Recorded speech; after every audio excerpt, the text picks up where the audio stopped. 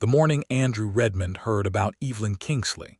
He was sitting in the barber's chair in Dusty Creek, Arizona, with a hot towel pressed over his face, and a man named Cecil Pratt whispering like he was delivering news of the apocalypse. It was the autumn of 1882, when the desert still breathed fire long after summer had officially departed, when the Santa Cruz River ran low, and the mesquite trees shed their leaves in slow, reluctant waves.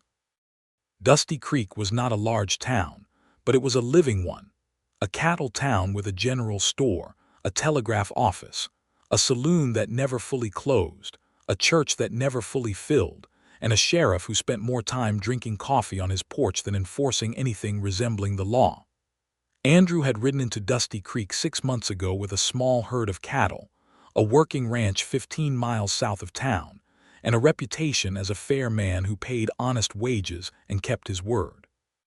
He was 31 years old, broad-shouldered, with sun-darkened skin and dark brown eyes that had a way of staying calm even when everything around him was not. Cecil Pratt was the kind of man who collected information the way other men collected debts, enthusiastically and without discrimination. He leaned close to Andrew's chair while old Pete the barber scraped a razor along Andrew's jaw with practiced efficiency. "She rode into the Dawson property yesterday evening," Cecil said, barely above a whisper. "Bold as anything. Told the Dawson brothers she had a deed, Andrew, to the whole 300 acres.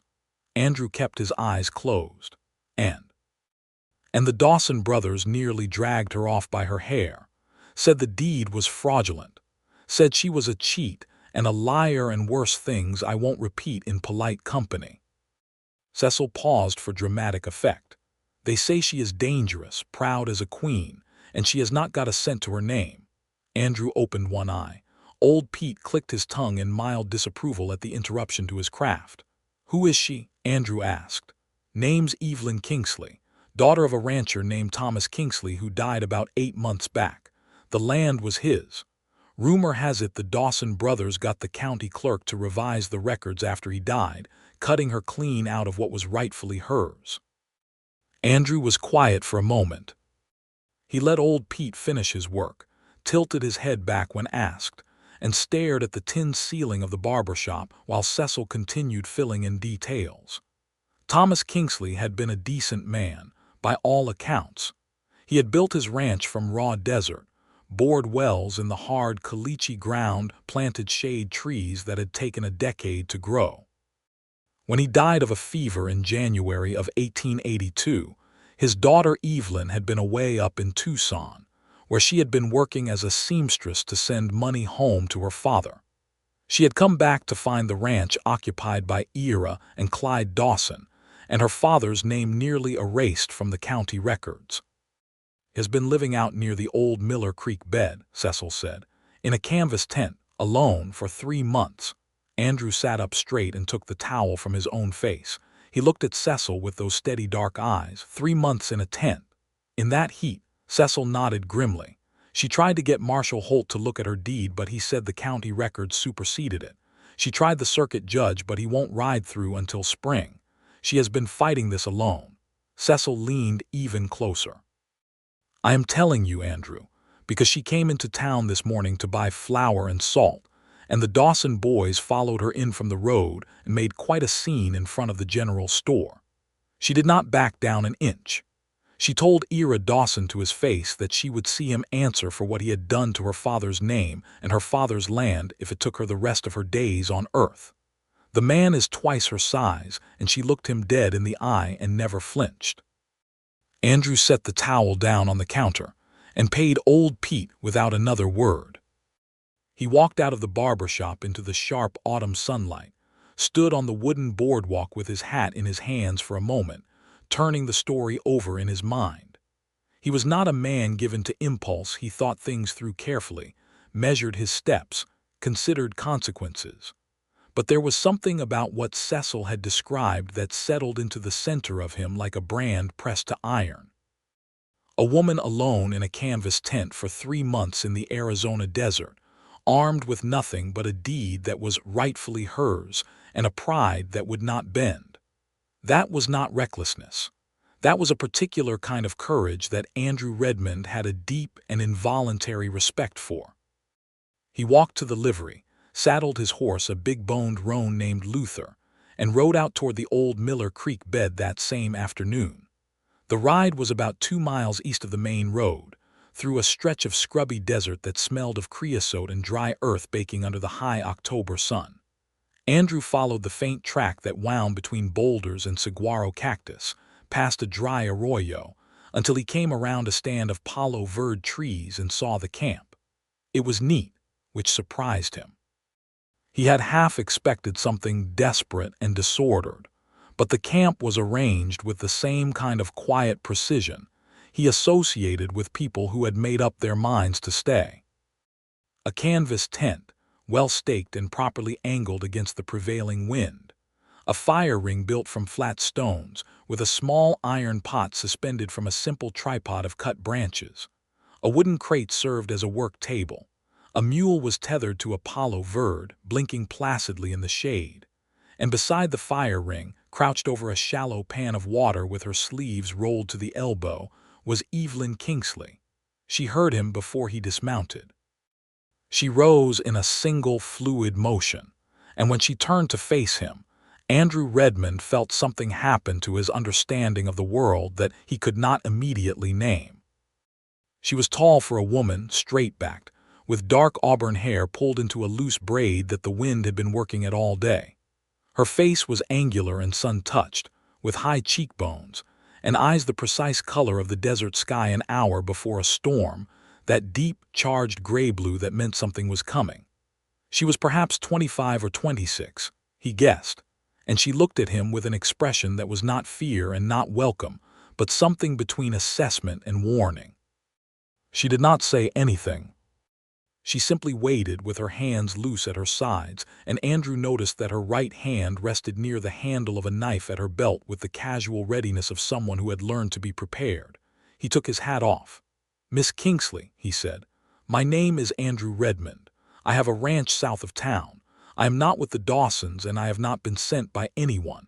He paused. "I heard your situation this morning. I thought I would come and introduce myself."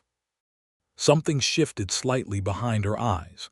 Not warmth, not yet, but a kind of careful curiosity that she seemed to be working hard to suppress. "You rode 2 miles off the main road in the afternoon heat," she said, "to introduce yourself." "Yes, ma'am." "Why?" It was not quite a question. It was more like a test, and she stood there waiting to see how he would fail it. Andrew thought about how to answer honestly without sounding like a man who had come to rescue anyone, because he already understood, looking at her, that she would not welcome that interpretation and she would be right not to. "Because what was done to you and your father was wrong," he said simply, "and because a person ought to know that not every soul in Dusty Creek believes the Dawson brothers' version of events." She studied him. The mule behind her flicked an ear. The desert sat completely still around them in the way the desert does in the middle of the afternoon, when even the birds have given up on noise for the time being. "That is a fine sentiment," she said finally, "and I thank you for it, but sentiment does not recover stolen land, Mr. Redmond." "No," he agreed, "it does not." Another long pause. Then, to his considerable surprise, she turned back to her fire and gestured with one hand toward the upended wooden crate near the tent. "Sit down if you like.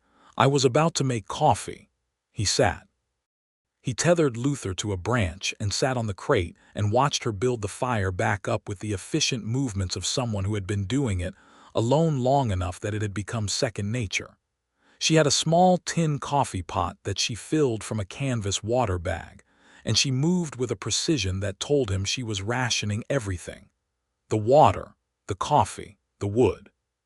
3 months in a tent on almost nothing, and she was still measuring things carefully, still planning ahead, still refusing to let it be chaotic. "Cecil Pratt told you," she said, her back to him. "He did." "Cecil Pratt tells everyone everything," she said, and there was a dry note in her voice that was not quite amusement but was close enough to it that Andrew found himself almost smiling.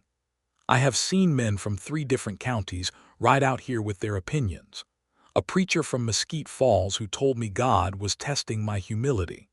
2 men who offered to buy the land from me for approximately nothing, which I suppose they thought was generous. And 1 man who rode up, took 1 look at my situation and rode directly back without a word, apparently terrified. Andrew looked at her profile as she worked. What am I then? She glanced back over her shoulder, and for just a moment there was something genuine in her expression, real curiosity, real measurement. I have not decided yet, she said. The coffee was bitter and strong, and she poured it into a single tin cup without apology, and when he raised an eyebrow she produced a second cup from inside the tent, smaller, bent on one side, and poured herself some without comment. They sat with the fire between them and the long desert afternoon stretching out in every direction, and they talked, not about feelings, not about impressions. They talked practically, because Evelyn Kingsley was a practical woman and Andrew Redmond was a practical man, and neither of them would have respected anything else. She showed him the deed. She had kept it rolled inside an oilcloth sleeve tucked into the lining of her saddlebag, and she spread it on the flat surface of the crate and traced the relevant lines with her finger. Her father's name, the legal description of the property, the surveyor's signature from 1871, the date of filing. It was a genuine document. Andrew could see that without any legal training, simply because the ink was old and the paper was old, and the signatures were steady and real. The Dawsons had someone replace the original filing record with a new one, she said. The new record shows my father sold the land to Ira Dawson in October of 1881, 2 months before he died, for $200. Her jaw tightened almost imperceptibly. My father would not have sold that land for $10,000. He built every inch of it with his own hands. I know that is true, Andrew said, and she looked at him sharply. I met your father twice, he explained. Before I bought my own spread, he pointed me toward a good well digger and told me which section of the county creek rights were still uncontested. He was a careful man, a thorough man. He did not make decisions without thinking them through. Something changed in her face when he said that. It was brief and she controlled it quickly, but he saw it, a flicker of grief and gratitude mixed together, the expression of someone who has been defending a person's name so long and so hard that it is startling when someone else offers to do it for a moment. He was, she said quietly. And then she rolled the deed back into its oilcloth sleeve and tucked it away, and the practical wall came back up, and she said, the circuit judge is the only one who can overturn the county records. He is due to arrive in Dusty Creek in late March. That is 5 months, Andrew said. I am aware. And you plan to stay in this tent for 5 months. I plan to stay on this land for however long it takes, she corrected him firmly. This is the edge of my father's property. The creek bed marks the eastern boundary. I am camped on what is legally mine, and I will not move. Andrew looked at her for a long moment. Then he drank the rest of his coffee, set the bent tin cup down carefully, and said, I have a foreman named Burrell who used to practice law in Missouri before he took to ranching. He never passed the bar, but he spent 4 years reading law under a judge in Kansas City. I think you should talk to him about the deed. She blinked the first time he had seen her expression shift to something that looked briefly like surprise. Why would your foreman help me? Because I will ask him to, Andrew said. And because if the deed is as solid as I believe it is, there may be ways to document the fraud that happened to the county records before March. Evidence does not stay put forever. Witnesses forget things or move on. If Burrell can help you build the case before the judge arrives, you will be in a stronger position. Evelyn was quiet for a moment. She was looking at the fire, and Andrew could see her thinking, weighing it, checking it from every angle, looking for the thing that would make it a bad idea. And what do you want in return? She asked. She said it plainly, without accusation, but with the straightforwardness of a woman who had learned that offers of help from strangers were rarely without terms. Nothing, Andrew said. She looked at him. I want nothing from you, Miss Kingsley. I want to see justice done for a man I respected and for the woman he raised, who has clearly earned that respect in her own right. He stood and put his hat back on. I will send Burl out tomorrow morning if you are willing. He will come alone and he will not overstay his welcome." She stood too, and they faced each other across the dying fire. The sun was beginning its slow descent, and it painted the desert in copper and rose, and the shadows were growing long between the saguaro. Evelyn Kingsley looked at Andrew Redmond with those storm-colored eyes and said, "All right." It was not gratitude exactly. It was more like a door opening just an inch. But Andrew Redmond was a patient man, and he recognized it for exactly what it was.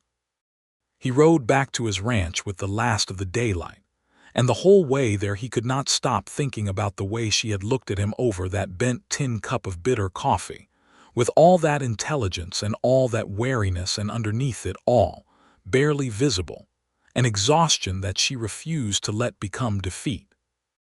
Burl Hennessy was a weathered, thick-mustached man of 50, who had indeed spent 4 years reading law in Kansas City before a horse threw him at age 24, and left him with a crooked collarbone and a change of direction in life. He had come to Andrew's ranch from a cattle outfit in New Mexico, and he was one of those men who were entirely reliable and impossible to ruffle. Andrew explained the situation that evening over supper, laying out the facts as Evelyn had presented them, and adding what he knew of Thomas Kingsley's reputation. Burl listened without interrupting, which was one of his best qualities. When Andrew finished, Burl set down his fork and said, "County records can be forged, but the original filing index at the land office in Tucson will still reference the original transaction. If she has the deed, we need to compare its filing number against the Tucson index. That would show whether the county records were amended after the fact." Andrew looked at him. "Can you do that?" "I can write to the Territorial Land Office in Tucson tonight. The reply will take a week or 2. In the meantime, I should look at the original deed and take down a careful description of everything on it." Burl picked his fork back up. "And if the Dawsons pressured the county clerk, someone had to know. County clerks do not falsify records without someone witnessing it or knowing about it. Small towns have memories." "I will come with you tomorrow," Andrew said. Burl gave him a look that was not without humor. "I thought you said I would go alone." "I told her you would come alone. I did not say I would stay home." Andrew refilled his coffee from the pot on the stove. "I will give her the choice when we arrive." Burl did not ask any further questions about that, which was another of his best qualities. They rode out the next morning together, and when they came around the Palo Verde stand and Evelyn was already up and tending her mule and turned to see 2 men approaching instead of one, she put her hands on her hips and looked at Andrew with an expression that was pure, unadulterated reproach. "You said he would come alone," she said. "I said he would come alone. He did. I came separately." Andrew kept his face entirely composed. "I will wait with the horses if you prefer." A pause. She looked at Burl, who had already removed his hat and introduced himself with the kind of unhurried courtesy that immediately established him as a man who did not waste time on nonsense. She looked back at Andrew. The reproach in her expression softened fractionally into something that might have been the very beginning of amusement. "You can stay," she said. And then to Burl, "Let me show you the deed." Those weeks that followed developed their own rhythm, unexpected and quiet. Burl came out twice a week with his notepad and his careful questions, and Andrew came with him each time, partly because 2 riders on the open desert were safer than 1 given that Ira and Clyde Dawson were not gentle men, and partly, increasingly honestly, because he wanted to see her. He told himself it was concern. He told himself it was the straightforward human decency of watching out for someone in a vulnerable position. He was not a man who was quick to lie to himself, so it did not take long before he admitted that those reasons, while true, were not the whole truth. The whole truth was that Evelyn Kingsley was the most compelling person he had encountered in a very long time. She was not easy. She was prickly and guarded, and she had a habit of cutting through pleasantries with the precision of a woman who had learned that pleasantries were a form of currency she could not afford to spend. She argued with Burl about his legal reasoning, which startled him initially and then delighted him, because she was frequently right, or at least raised points that had to be carefully answered. She had her father's books in a trunk inside the tent cattle management manuals, a surveyor's handbook, two novels that she kept face down when he noticed them, as though being caught having something purely for pleasure was a vulnerability she wasn't ready to show. She showed it anyway, gradually, in small and unintentional ways.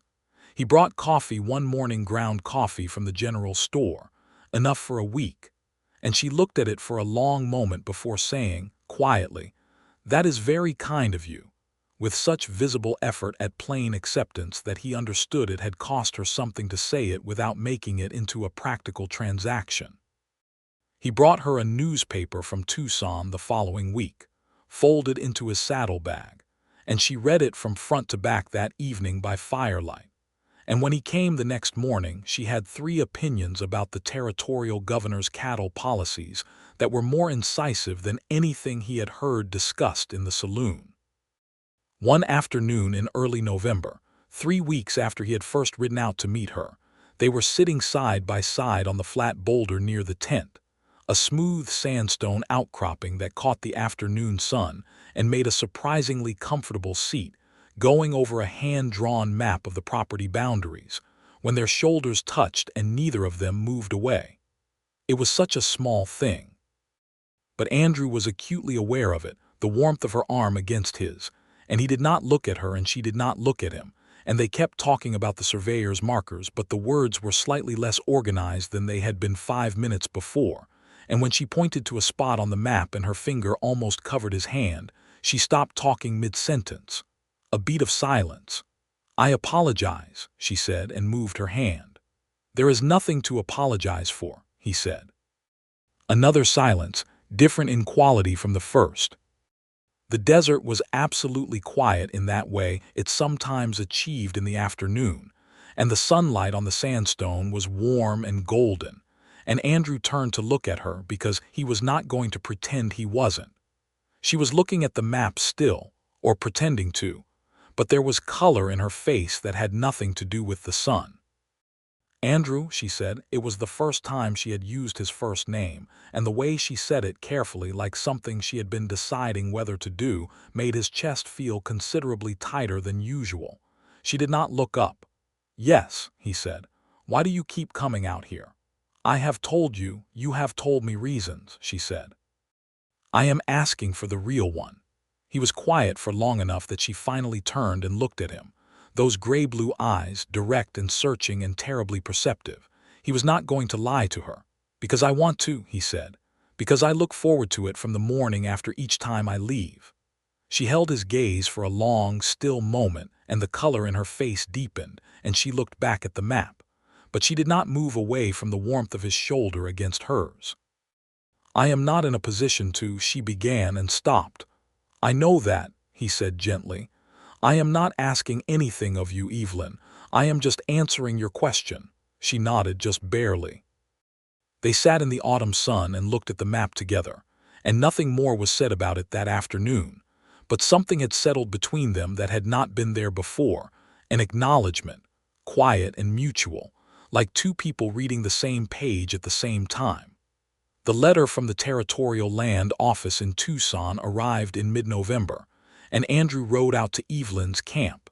The same afternoon Burl put it in his hand. The letter confirmed exactly what Burl had theorized. The original filing index in Tucson showed Thomas Kingsley's deed as filed in 1871 and never subsequently amended or transferred. The county record claiming a sale to Ira Dawson in October of 1881 had no corresponding entry in the territorial index. The discrepancy was documented in official language on official paper, and it was, Burl said with quiet satisfaction when he read it, close to damning. When Andrew read it aloud to Evelyn at the camp, she sat very still through the whole reading. When he finished, she stood and walked to the edge of the creek bed and stood with her back to him for a long moment. He stayed where he was and let her have it. When she turned back, her eyes were bright in a way she was working hard to control, and she said, very steadily, This can go before the judge. It will go before the judge, Andrew said. And Burrell thinks we should find the county clerk, his name is Edgar Finch, and ask him some careful questions before March. Her expression shifted at the name. Edgar Finch is a frightened man, she said.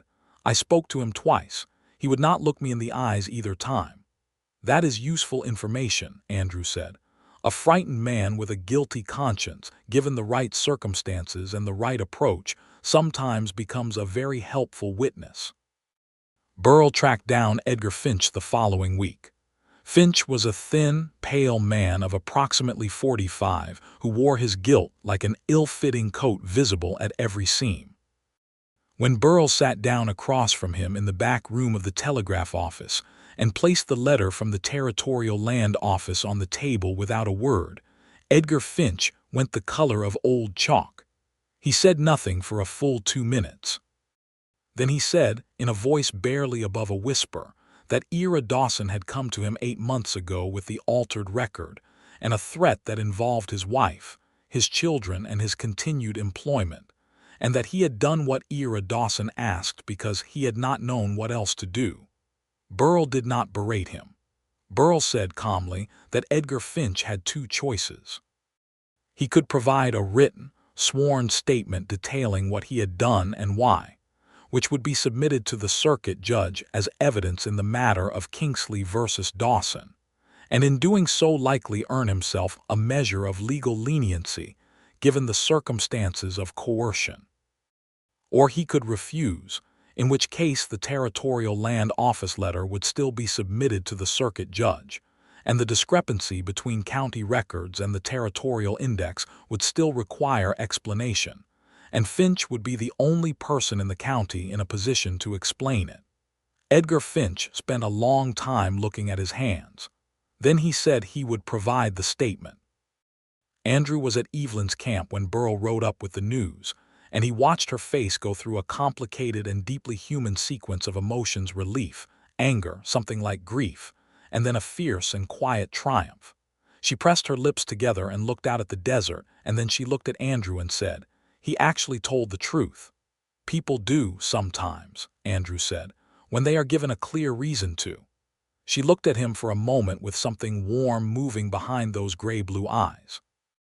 Then she said very practically, "We still have to wait for March." "We still have to wait for March," he agreed. The waiting, it turned out, was not entirely terrible.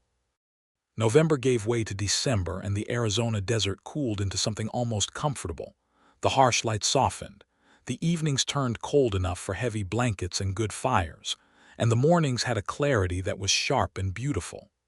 Andrew and Burrell continued their visits twice a week, and slowly, almost without any deliberate decision being made, Andrew began coming a third time on his own, without Burrell, without any legal business to conduct.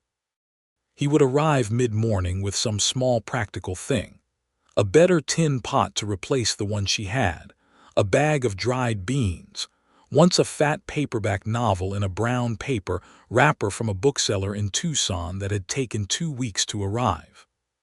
He left this last one without comment, and when he came back 3 days later, she had already read it and placed it beside her other books, and she started talking about it immediately, about the characters, about a particular conversation in Chapter 6 that she thought was the truest piece of dialogue she had ever read, and Andrew had not actually read the book himself, but he listened to her talk about it with a quality of attention that had nothing to do with the book.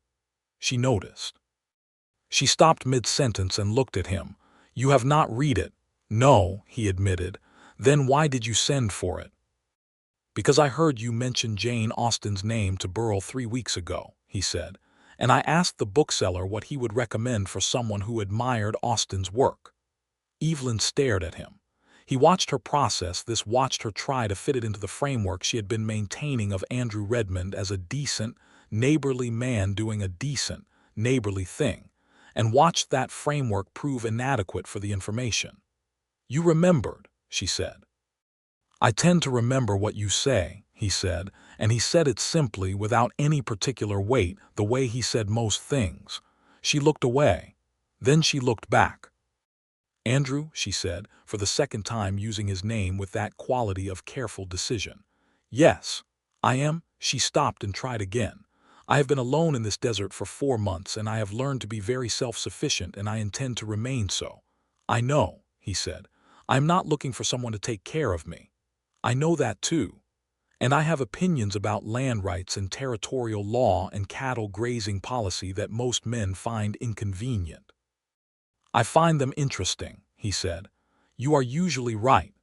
She looked at him with an expression that was frustrated and exasperated, and underneath both of those things, something tender and visible. You are very difficult to argue with, she said. So are you, he said.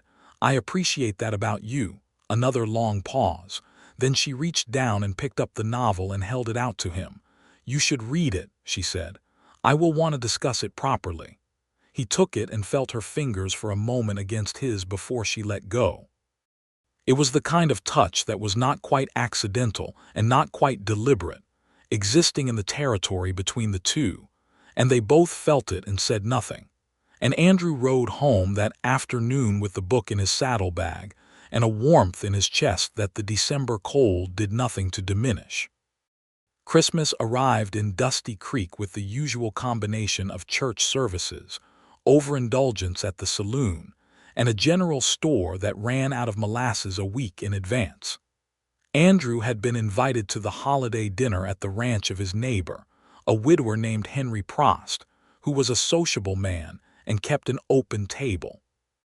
It occurred to Andrew 3 days before Christmas that Evelyn would spend the holiday alone in her canvas tent at the edge of the creek bed, and this thought occupied him considerably more than it probably should have.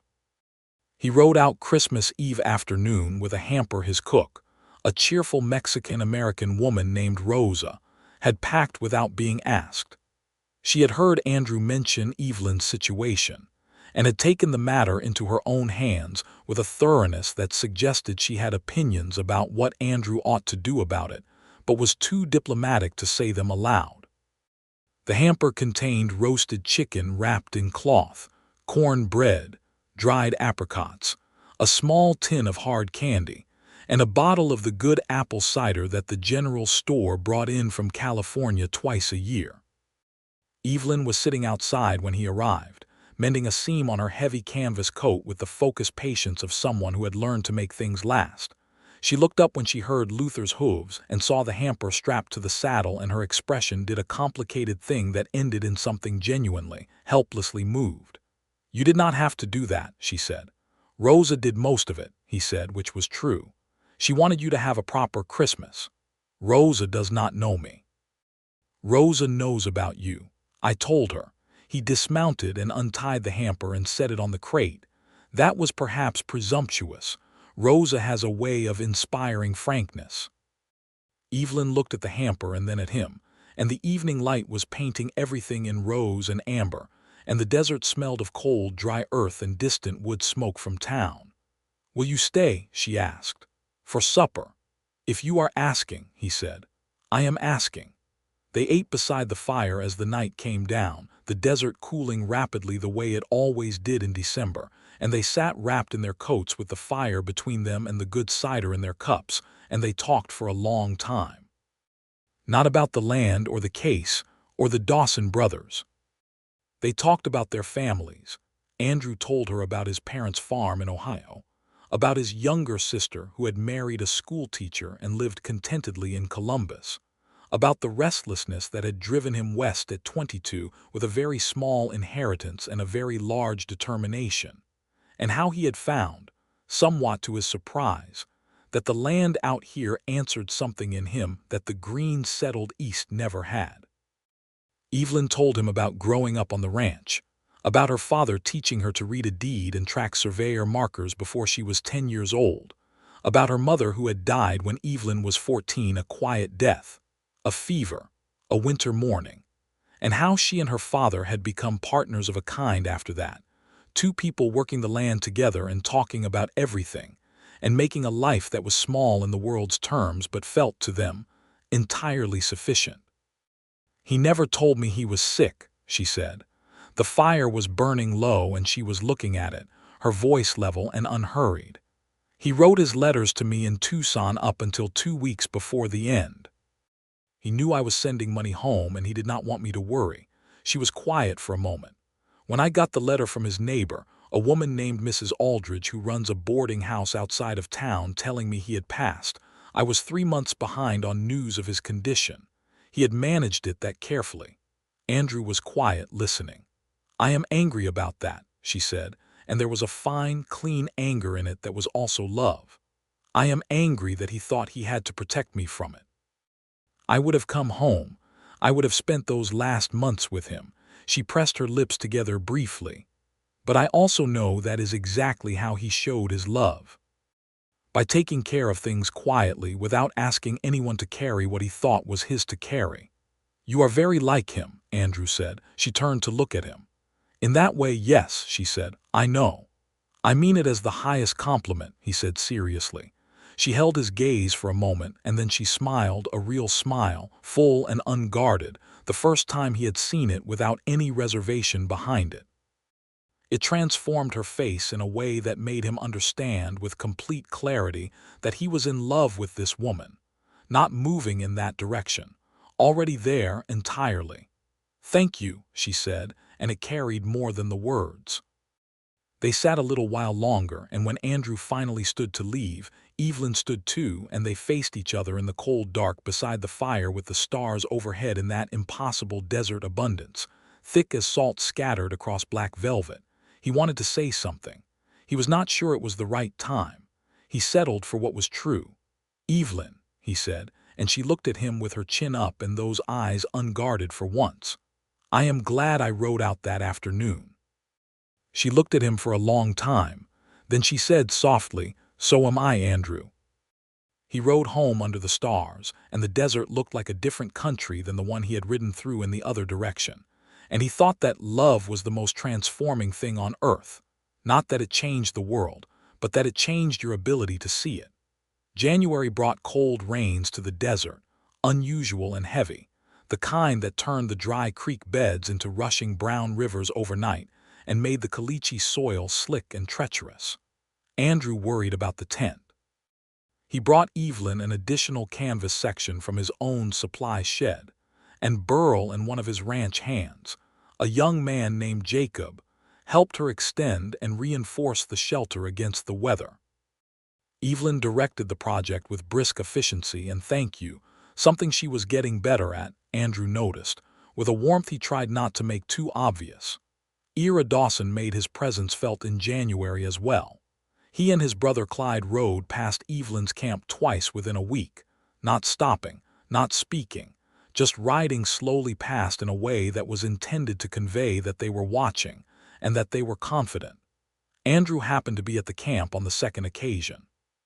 He stood beside Evelyn and they watched the two men pass, and Andrew did not speak and did not reach for the rifle on his saddle, but his posture was very clear, and Ira Dawson's eyes met his briefly before the man looked away and kept riding. When the sound of hooves faded, Evelyn said, with great composure, "I would appreciate it very much if you would not look like you are about to begin a war on my behalf." "I was not going to begin a war," Andrew said. "I was communicating." "You were communicating approximately the same thing a fence post communicates," she said. "Large, immovable, belonging to someone." He turned to look at her. "Evelyn." "I mean it as a kindness," she said, and there was something in her face that was both serious and a little amused. "But I need them to know that I am the one who is not going to move, not you on my behalf, me." He looked at her for a moment and then he said, "You are right." He stepped back slightly, deliberately creating space. "Do you want me to leave?" "No," she said. "I want you to stay, but stay as yourself, not as," she gestured vaguely at his general bearing, "a wall." "I will try," he said. "I make no promises about my instincts." She turned and went back to what she had been doing, and after a moment said, without looking up, "I know. That is, it is not the worst thing." And she left it at that, and Andrew decided not to examine it too closely and simply be grateful. In February, something happened that changed the temperature of everything. Andrew had ridden into Dusty Creek on a Thursday to collect mail and supplies, and he was at the general store when Cecil Pratt found him breathless, which for Cecil meant genuinely urgent. Two men had come into the saloon the night before and been asking around about Evelyn Kingsley, her camp location, whether she had legal assistance, whether there were people locally who were backing her claim. Cecil had overheard them talking to Ira Dawson, and what he had overheard was not good. Ira Dawson was not going to wait for March and the circuit judge. He was going to try to force Evelyn off the land before the judge arrived.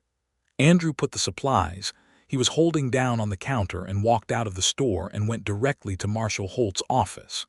He laid out what Cecil had heard with the precision of a man presenting a legal case, and Marshal Holt, who was not a corrupt man, merely an excessively cautious one, listened with his coffee going cold on his desk.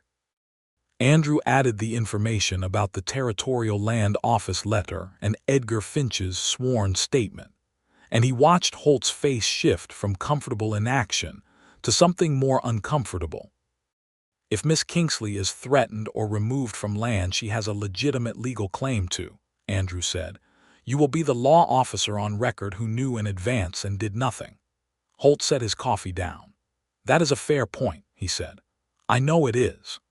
Holt agreed to send a written notice to Ira Dawson stating that any interference with Evelyn Kingsley's presence on the disputed property prior to the circuit court hearing would result in immediate charges. It was not a dramatic victory, but it was a real one, a piece of official paper with Holt's signature that made it considerably more complicated for the Dawson brothers to act without consequence.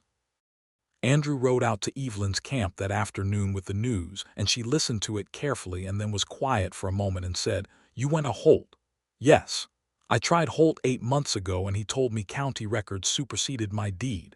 He has new information now, Andrew said, and a clearer picture of where the liability falls. She was silent again. Then, you are always moving things around on my behalf. I am trying to be useful, he said. Not because you cannot do it yourself, because having someone else who can move in certain spaces means you do not have to spend your energy moving in all of them at once. She looked at him with that direct, searching quality she had. That is a very careful way to say it. I have been thinking about how to say it, he admitted. A pause. The wind was up, rattling the canvas of the tent, and the desert had a winter steel quality to it in the afternoon, cold and pale.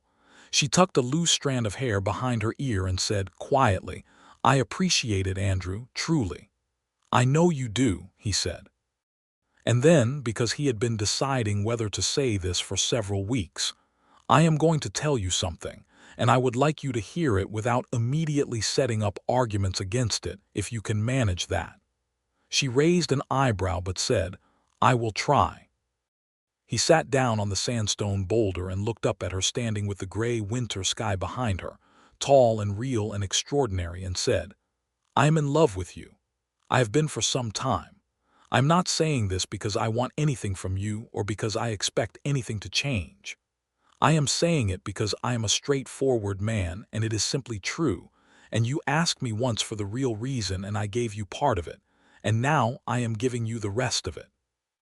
The wind moved between them. Evelyn looked at him. Her expression was not what he would have anticipated. It was not alarm or resistance.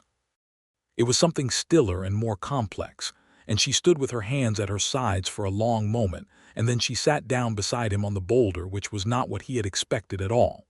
She sat close. Their arms touched the way they had that afternoon in November. I have been telling myself, she said carefully, looking at the middle distance, that the situation is too uncertain and the timing is wrong and I cannot think about anything besides the land and the case until March. A pause. I have been telling myself that for approximately 8 weeks. That sounds exhausting, Andrew said. It is, she said. It is very exhausting. She turned her head and looked at him, and her eyes were very close and very clear. I do not have a straightforward way to say things the way you do. You have a very straightforward way of saying most things, he said. Not this kind of thing, she said. I am not practiced at this kind of thing. Something in her voice was honest and a little vulnerable.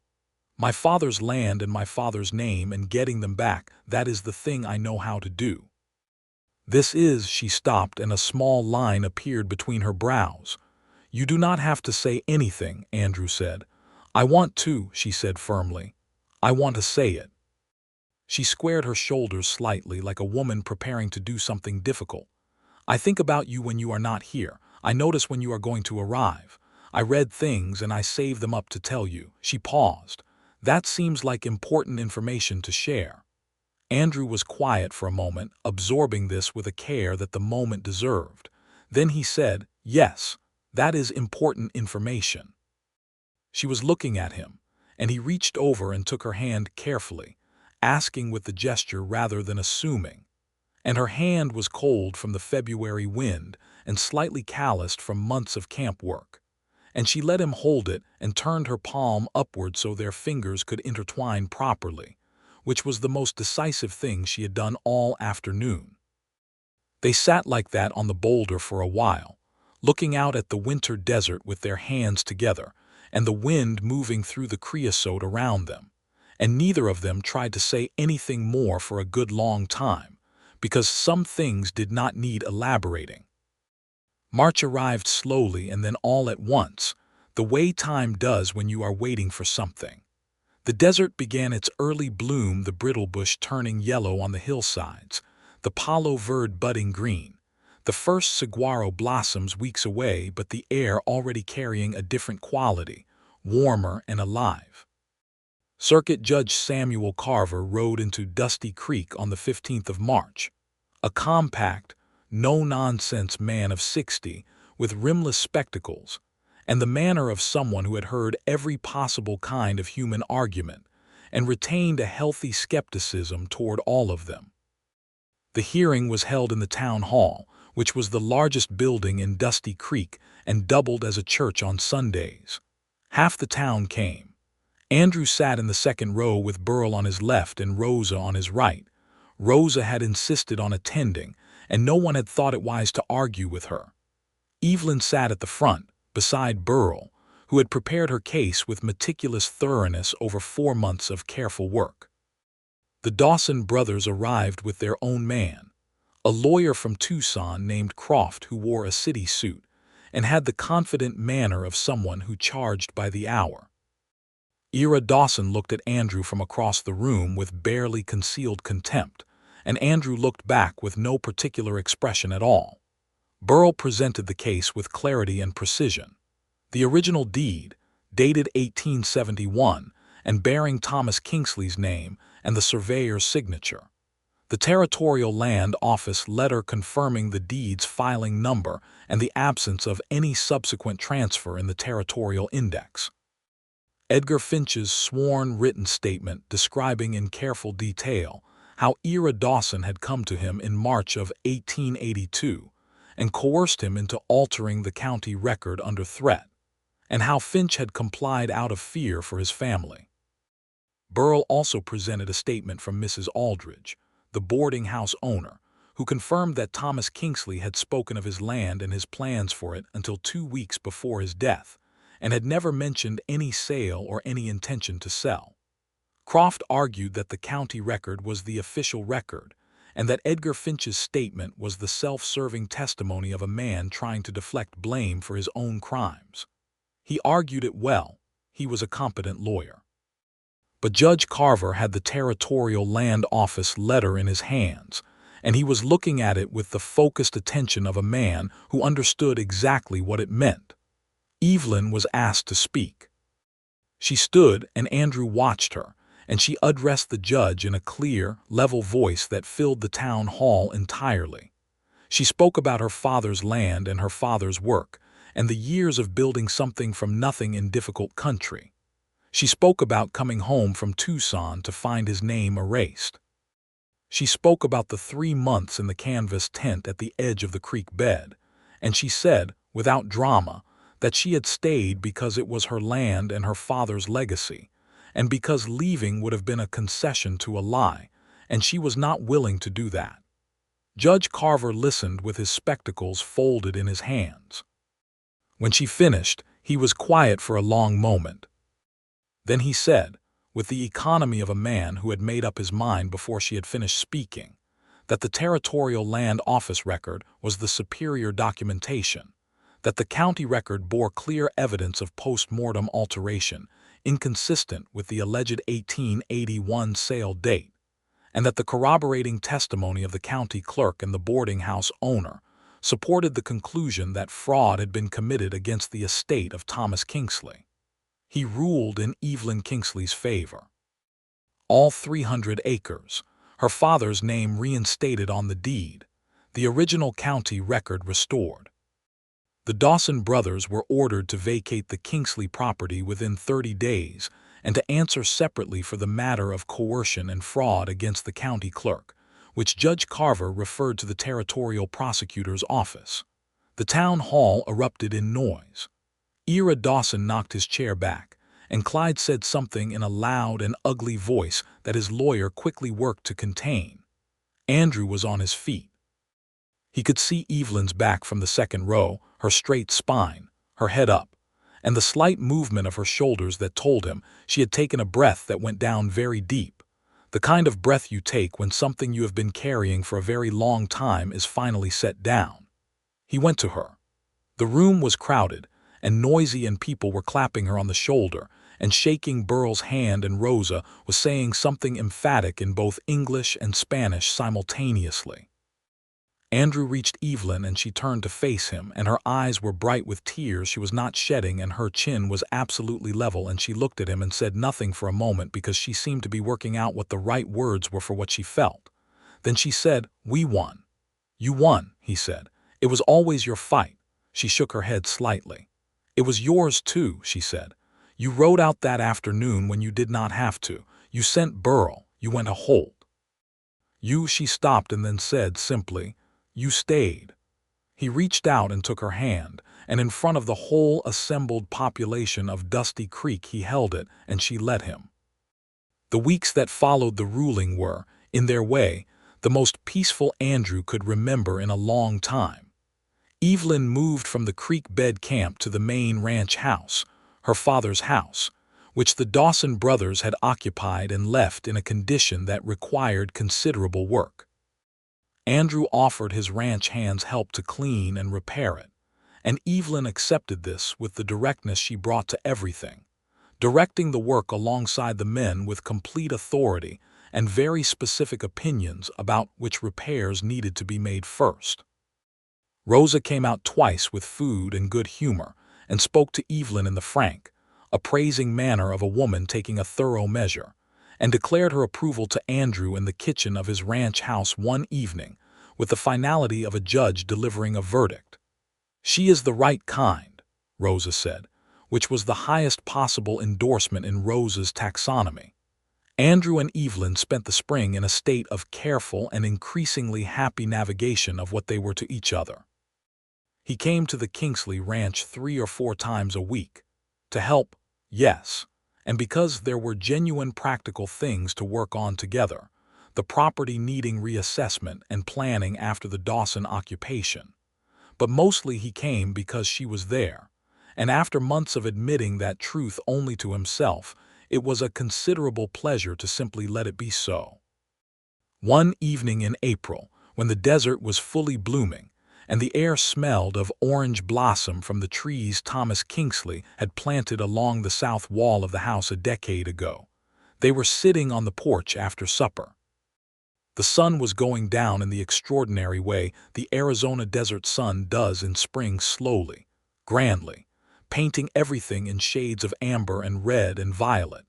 And Evelyn was leaning on the porch railing with her coffee and looking at her land, and Andrew was watching her look at it, and thinking that some scenes in life are so exactly right that you want to hold them in your hands.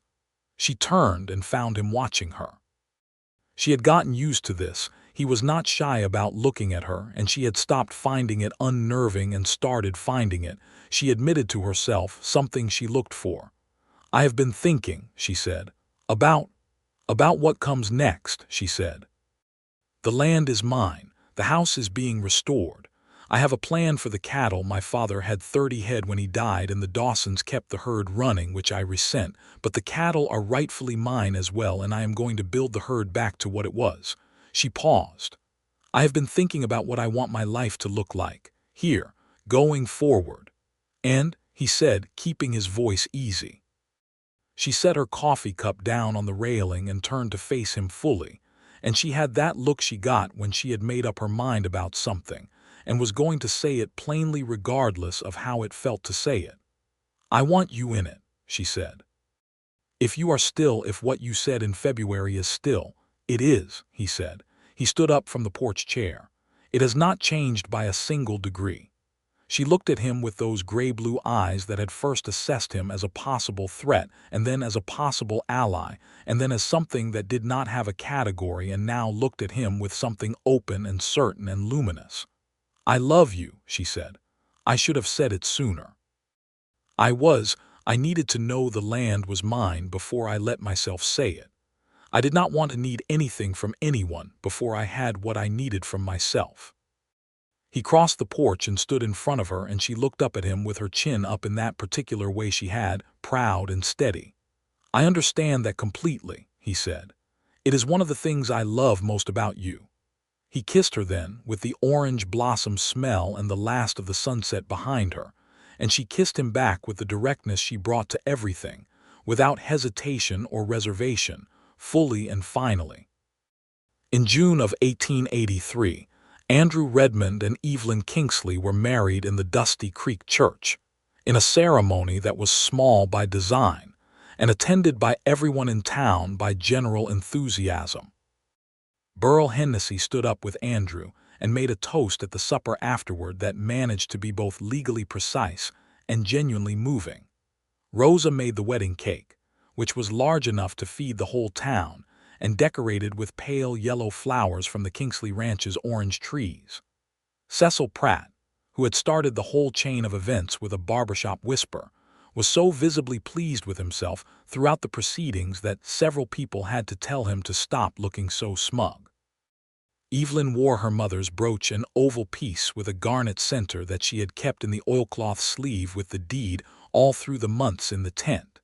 And she carried wildflowers from the desert, brittle bush and globe mallow, and the delicate white flowers of the palo verde, and she walked into the church under her own power with her head up and her eyes clear. And when Andrew saw her come through the door, everything else in the room became peripheral. Edgar Finch, whose cooperation with the territorial prosecutor had earned him a reduced charge and a suspended sentence, had quietly taken a position as a bookkeeper in Tucson. Ira and Clyde Dawson faced charges of fraud and coercion, and were eventually convicted in the territorial court and fined substantially. Their capacity to operate as ranchers in Pima County effectively ended.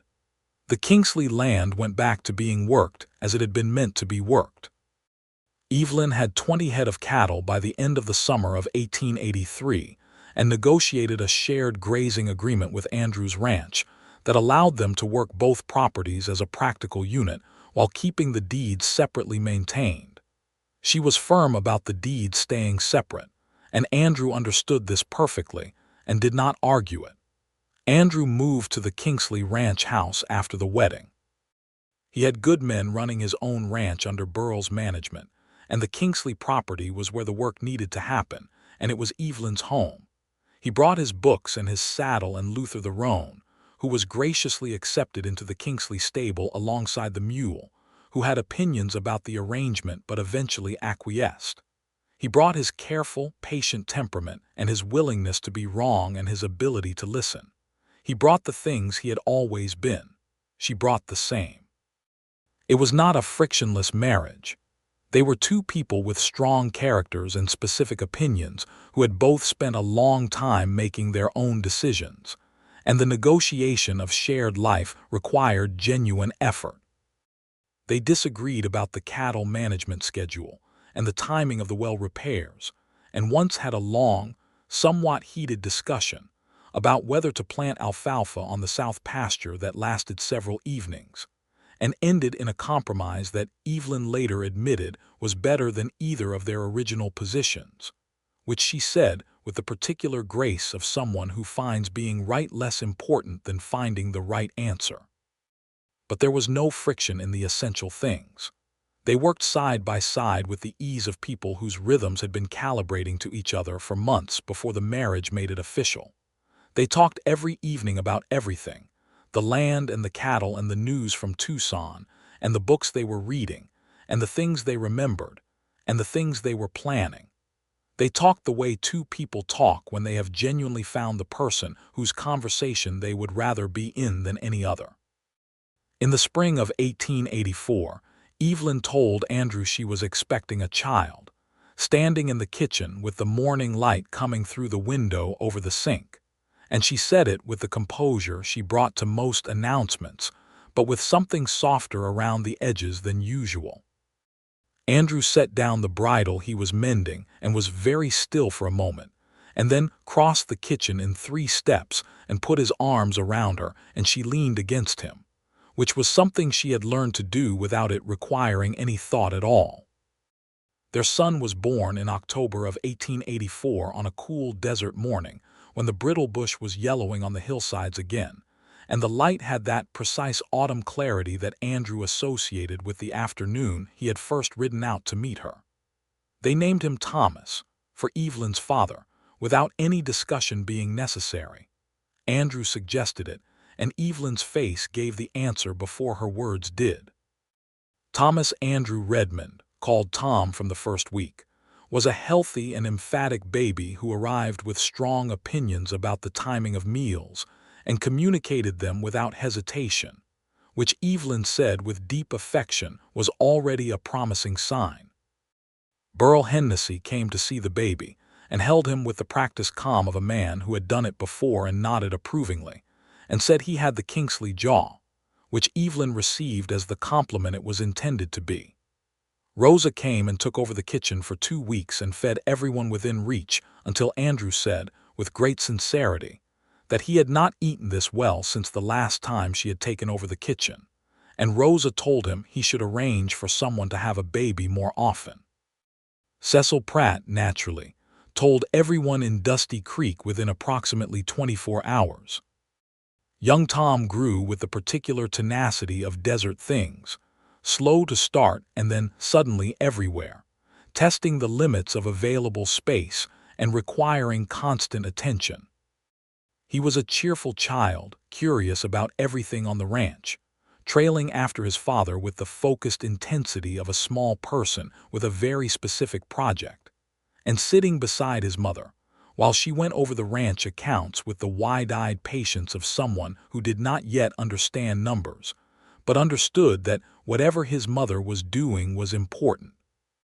In the summer of 1886, a daughter arrived, Clara Rose Redmond, born in July in the room that had been Thomas Kingsley's study, and that Evelyn had converted into a proper bedroom while maintaining the bookshelves along the wall, because some things needed to stay.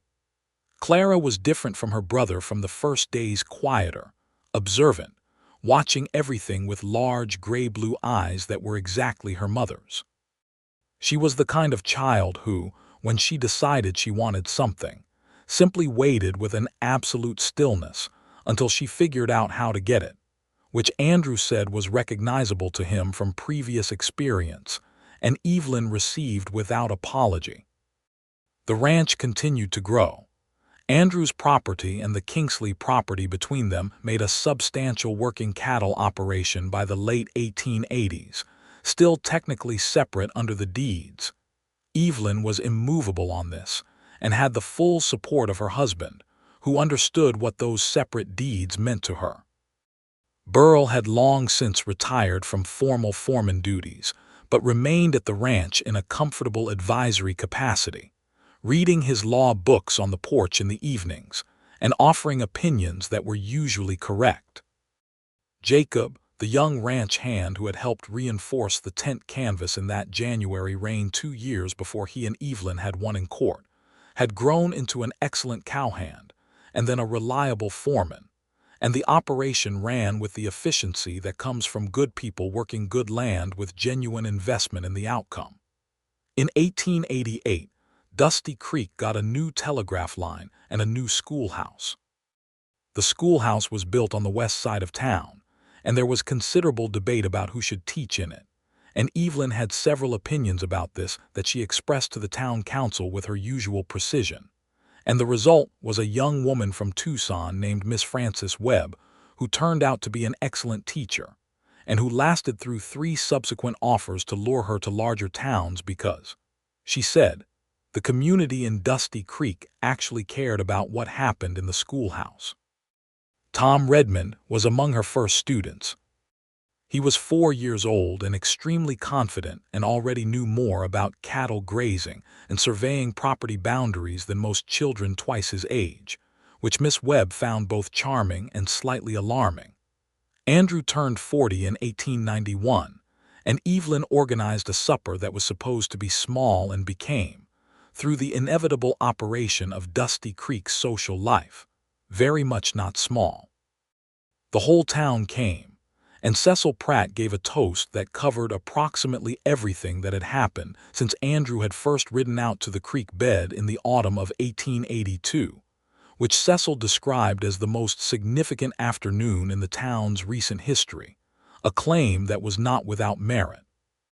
Evelyn sat beside Andrew through the supper with her hand in his under the table and spoke when she had something to say, and was quiet when she did not, which was still her particular grace, and Andrew looked at her in the lamplight of their crowded dining room,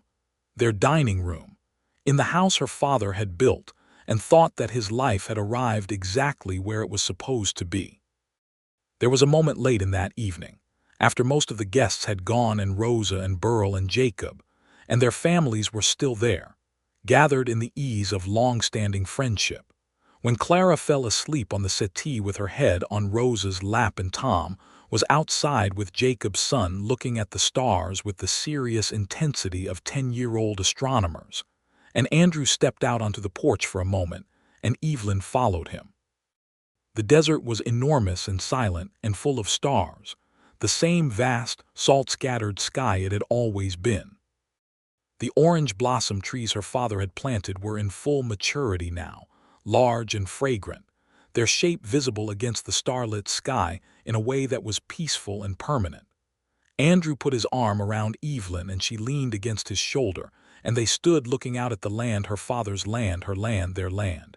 And the night was warm and still and smelled of orange blossom and dry earth. "Are you happy?" she asked. She asked it directly, the way she asked everything, without softening it to make it easier to answer without truth. He looked down at her. "I have been happy since a particular afternoon in October 1882, he said, when I rode around a stand of palo verde trees, and a woman looked at me like I might be either a threat or a fool, and I became determined to be neither." She looked up at him, and in the starlight her eyes were that deep gray-blue and her expression was the one she kept mostly for him. Not the composed public face, not the practical rancher, not the woman who had spent 3 months in a canvas tent holding her ground, but the one that was simply Evelyn, honest and present and exactly herself. "You have never been either of those things," she said. "I have come close to foolish once or twice," he said. "When?" "The first time I tried to pretend I was riding out for entirely impersonal reasons," he said. "That was a moderately foolish position." She smiled the smile he had first seen on Christmas Eve, full and unguarded, and it still did the same thing to his chest it had done 9 years ago. "It was not your worst moment," she said. He kissed her forehead, and she settled against him, and they stood on the porch of Thomas Kingsley's house with the stars overhead and the orange trees in the dark, and the sound of their children's voices carrying from somewhere on the property. Tom explaining something to Jacob's son with great conviction, and somewhere inside, Clara had apparently woken up and was telling Rosa an involved story. And Andrew Redmond thought about the morning Cecil Pratt had leaned over the barber's chair and said a woman's name and called her dangerous and proud and penniless, and how he had put down his coffee and walked to the livery and saddled Luther and ridden out that same afternoon into the October. Son, dangerous. Well, she was formidable in the truest sense of the word, someone who demanded that you bring your best self to every interaction, who would not allow smallness or dishonesty to stand unchallenged, who held her ground with a clarity and a courage that made you want to deserve her. He understood what it meant as a warning. He had experienced it instead as the most important introduction of his life. Proud. Yes, without apology, and rightly so. Not the pride of a person who thought they were better than others, but the pride of a person who knew their own worth and their father's worth, and the worth of the land they had been born to tend, and who refused to let those things be taken and renamed and diminished. That pride had kept her in a canvas tent for 3 months in the Arizona desert when most people would have surrendered. He had admired it from the first moment. He admired it still, sitting in its full-grown form at the center of the woman he had built a life with. Penniless.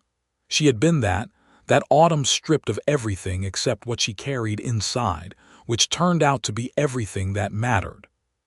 The deed in the oilcloth sleeve, the surveyor's handbook, the novels, the coffee carefully rationed, the fire ring built from flat stones, the mule, the chin that did not go down.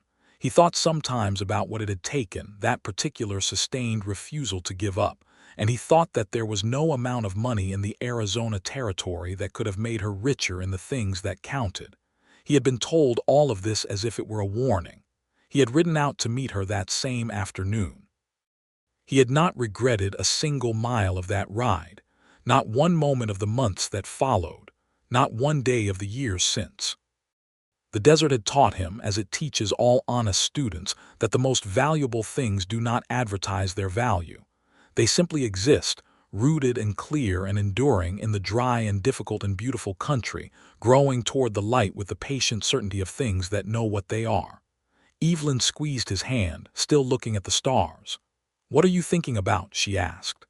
"The afternoon I rode out to the creek bed," he said. She was quiet for a moment. Then softly, "I heard you coming from a long way off. I knew someone was approaching, and I stood up and I was ready to send whoever it was right back the way they came." A pause. "And then you took your hat off." He turned to look at her. "That was it. You took your hat off before I said a single word," she said. "Nobody had done that in a very long time since my father." She pressed her lips together briefly. "I thought, well, this one might be different." Andrew was quiet for a moment, moved by this in a way he did not try to conceal. "And was I?" he said. She turned her face up to his, and the stars were in her eyes, and the orange blossom was in the air, and their children were laughing somewhere in the warm dark of their home. And Evelyn Kingsley Redmond looked at the man she had chosen with a certainty that had only ever deepened. From the first careful cup of coffee in the desert afternoon, to this moment on the porch of her father's house with everything won and everything built, and everything that mattered gathered close. "Yes," she said, "you were." The night settled gently around them, and the desert breathed in its old slow way, and the orange trees stood in the dark as Thomas Kingsley had planted them to stand, permanent and fragrant and quietly triumphant. And Andrew put both arms around his wife and held her, and she held him back. And the stars of the Arizona territory burned overhead in their countless thousands, indifferent to everything except the fact of being there, which, in the end, is its own kind of answer to every hard question the world ever asks.